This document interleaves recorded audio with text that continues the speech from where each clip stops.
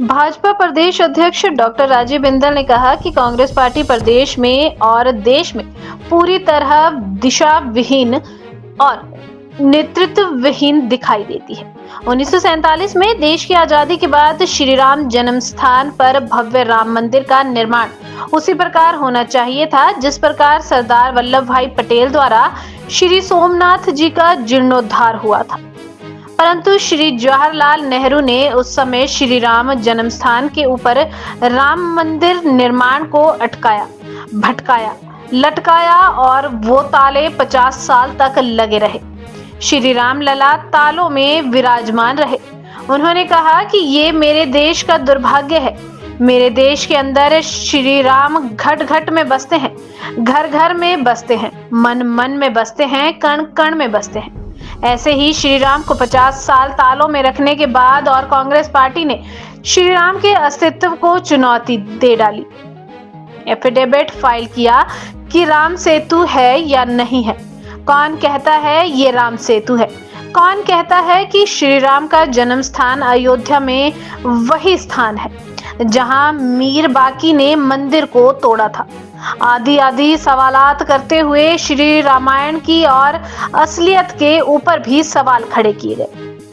Doctor Rajiv Bindal ने कहा कि आज जब श्री नरेंद्र भाई मोदी और देशभक्तों के प्रयासों से राम जन्म स्थान पर भव्य राम मंदिर बन रहा है, 22 जनवरी को राम लला की प्राण प्रतिष्ठा है।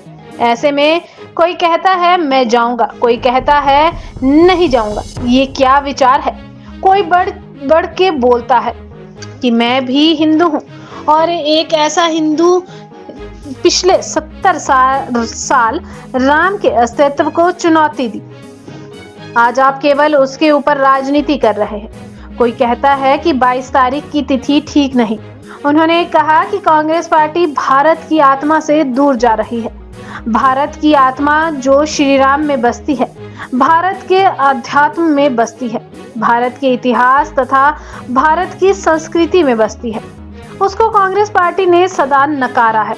और राष्ट्रीय स्तर के प्रति जो कांग्रेस का नेतृत्व है, उन्होंने कांग्रेस के लोगों को एक घुटकी दी और सब घर में बैठ गए कि रामलला विराजमान की प्राण प्रतिष्ठा में कोई नहीं जाएगा।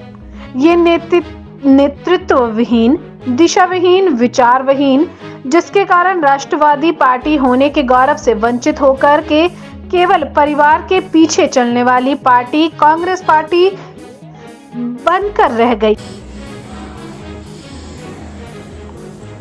कांग्रेस पार्टी प्रदेश में और देश में पूरी तरह दिशा विहीन और नेतृत्व विहीन दिखाई देती है।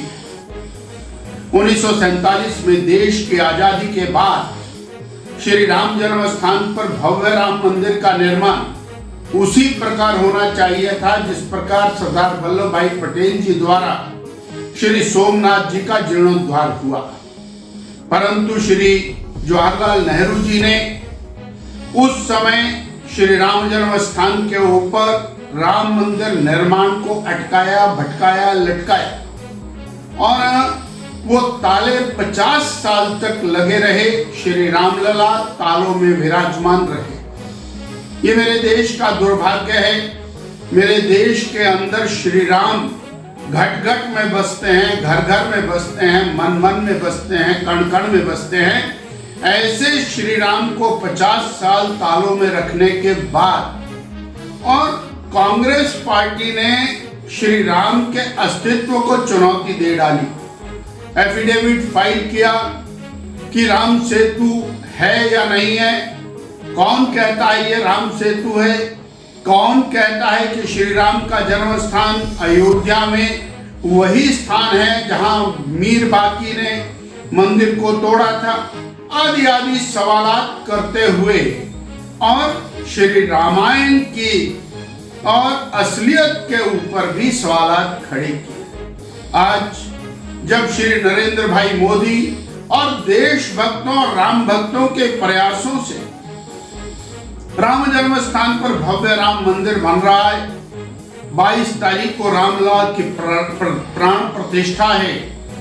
ऐसे में कोई कहता है मैं जाऊंगा, कोई कहता नहीं जाऊंगा। ये क्या विचार है भाई? कोई बढ़ बढ़ करके बोलता मैं भी हिंदू हूं। और एक ऐसा हिंदू है पिछले 70 साल राम के अस्तित्व को चुनौती दी। आज आप केवल उसके ऊपर राजनीति कर रहे हैं। कोई कहता 22 तारीख की तिथि ठीक नहीं है। हमारा ये कहना है कि कांग्रेस पार्टी भारत की आत्मा से दूर जा रही है।